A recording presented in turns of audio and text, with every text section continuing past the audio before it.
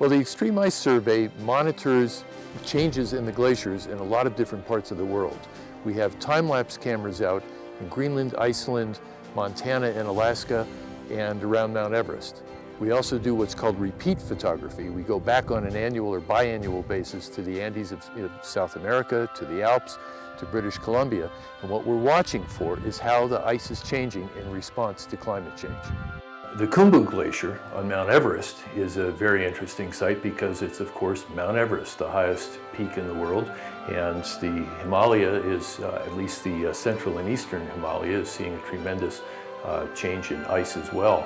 So that's sort of the water tower of the world, as it's referred to. And there's a billion to 2 billion people who are connected to water supply that comes out of those glaciers. So it's of great interest to us to see what's happening. I love pairing these digital globe satellite pictures with what we see down on the ground. You know, the high view gives you this big perspective and this spectacular detail, and then the ground level view that our time-lapse cameras see gives us a real-time view of how the landscapes are evolving, sometimes on an hourly basis in response to climate change. So it's a very powerful marriage of two kinds of viewing, two kinds of perspectives. The Ilulissat Glacier in Greenland is the single most important glacier in all of Greenland. More ice comes out of that fjord than from any other site. And it's been retreating tremendously, dumping a huge amount of ice into the ocean. And in fact, the iceberg that almost a century ago sank the Titanic is believed to have come from that fjord. At most of our sites, we're seeing amazing changes in these glaciers. We're seeing the terminus of the glaciers, the end of the glaciers retreating back up valley, and we're seeing the surfaces deflate. It's like air being let out of the balloon, and that's response to less snow coming in up in the headwaters of the glaciers. So these to us are very, very clear indicators of a landscape changing in response to changing climate. This is not an abstraction. That's what's so powerful about these pictures and about this observational record. This is not computer models. This is not a projection into the future. We're seeing it happen right now.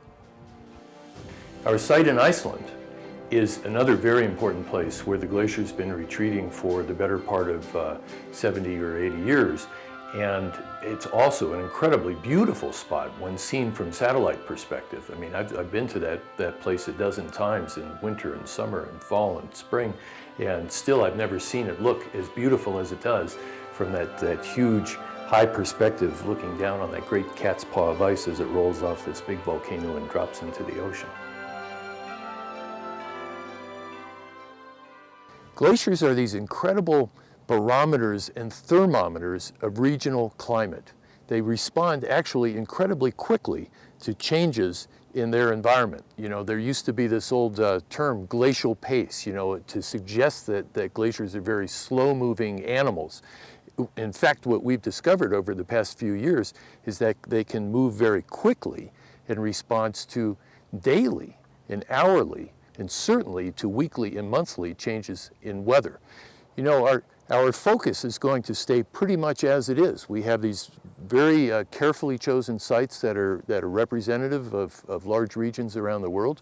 We'll keep monitoring those same positions and amassing a record that's longer and longer and longer. And the longer it is, the more persuasive and the more powerful it is. And I look forward to this continuing relationship, this marriage between digital globes pictures and what we're doing on the ground. I think it's an incredibly powerful record of this decisive moment of historical change.